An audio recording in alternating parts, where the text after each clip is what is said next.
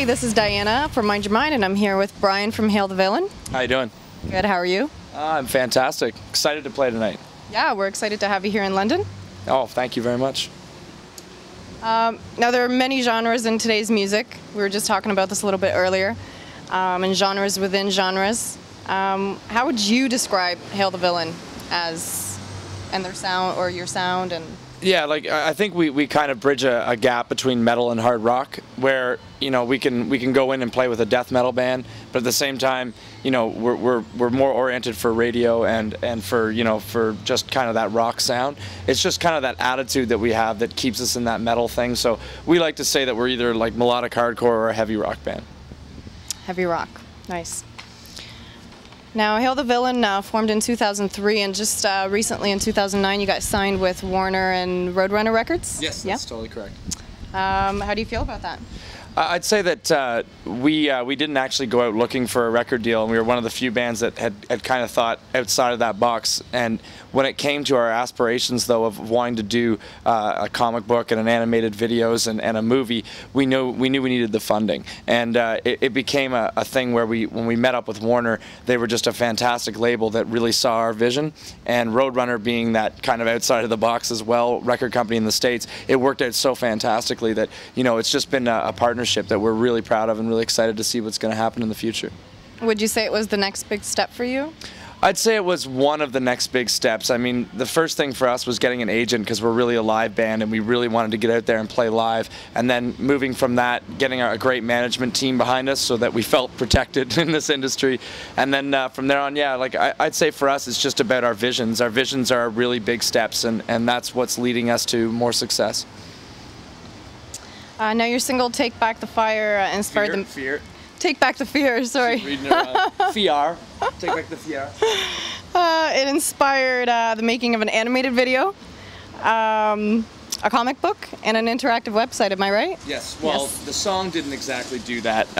The whole idea of not being a generic rock band, so that there's nothing I hate more than turning on Much Music and watching four guys rock out in some fake setting that's been made up for them. We wanted to be the creators and actually design something that people hadn't seen or people hadn't done before, and that was the aspiration for doing the whole animated thing and the website and everything else. It's very cool. Yeah, it's interesting, like we see music, all art is not just a sonic thing, but also a very visual thing. So when we're writing songs, I actually see songs in colors, as strange as that is. And Take Back the Fear was a primary color base for me. I see that song every time we're playing it. I'm seeing reds and yellows and blues for some screwed up reason, and I can't explain it. Maybe it's just my head, but that's where I see things. So you play music and you see colors? Yeah, is that a disease? Is that something that I should get checked out? I don't know. No. But for me, that's cool though. Yeah, for me, I see those type of things. I like to do that, and maybe it's just maybe it gives more power to the song for me, or something that I can see in my head better than just listening to it. Awesome. Now you also talk about experiencing paranoia. Yes. What was that like for you, and what helps you get through such times? Well, for me, like I suffer from extreme paranoia, and I'd say that I've always got some help from my doctor and stuff like that, and I deal with a lot of different things. And when we were making this record, I thought that there was something wrong with my health. I thought that I was in a lot of trouble, and of my own doing, and I came to the realization that if I was going to run from it for 2 years and not find out what was wrong, that I was just going to make myself literally insane. And I wrote Take Back the Fear as a message to myself that it's time to go get help. It's time to go figure out what this is that's ailing you. And the strangest part was, when I finally wrote the song, I went and found out, and it turned out to be nothing but my own stress and paranoia. And from that point on, I've tried to make a very conscious decision to really get in tune with myself and really find out these things before they lead for me doing these crazy other things that I do as a result of that.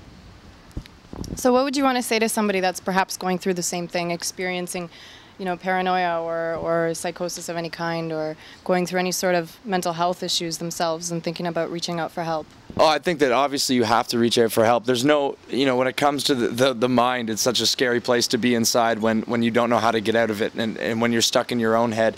But at the same time, everyone's got their own issues and their own individual problem when it comes to it. So everyone's so unique. And I'd say that for me, it was something that I needed to talk about. I needed to go and find my answers from other people that could give me the advice. It wasn't just something I could figure out on my own.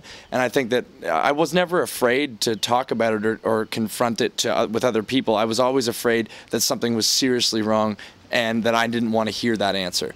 So I'd say that just to tackle that fear, to be someone that stands up for themselves, and that's the most empowerment you can give yourself, is to walk away saying, you know, I know what I'm doing. I've got a handle on this situation. Even if it takes other people to help me, I can do this. And that's probably the most empowerment you could ever have.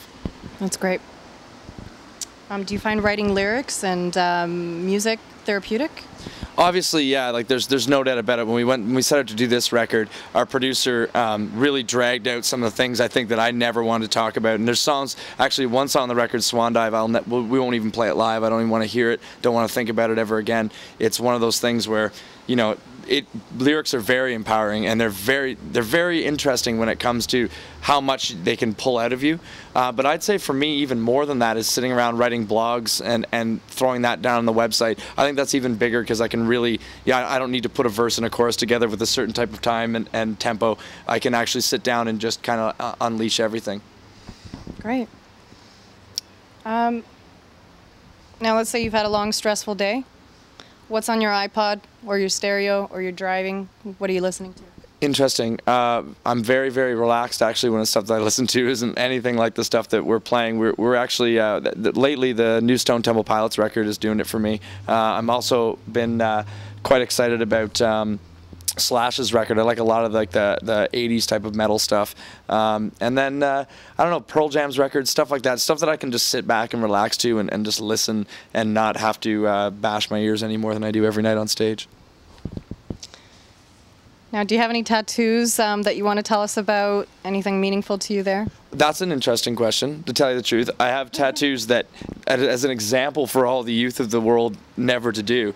And it's funny, if I can show that on camera. This turned out... Picture of it, too. Yeah, I used to have this big Hawaiian theme here.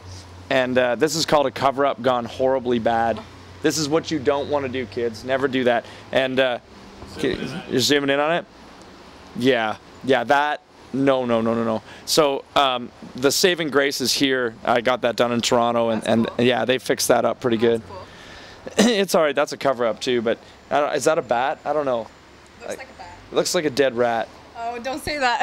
I have a huge phobia of rats. Yeah. So it's one of those things where, yeah, like, and my whole back's done up, and that's nice because I studied karate for 8 years, and I got a neat bonsai tree and some crazy earthly stuff around it. Cool. So what was that a cover-up for? That was a Hawaiian theme initially? It was a big Hawaiian happy theme, and since Hail the Villain represents dark and evil, like I couldn't go there anymore. So I had to do something, so I figured just black smeared would be great. And I was wrong, yeah.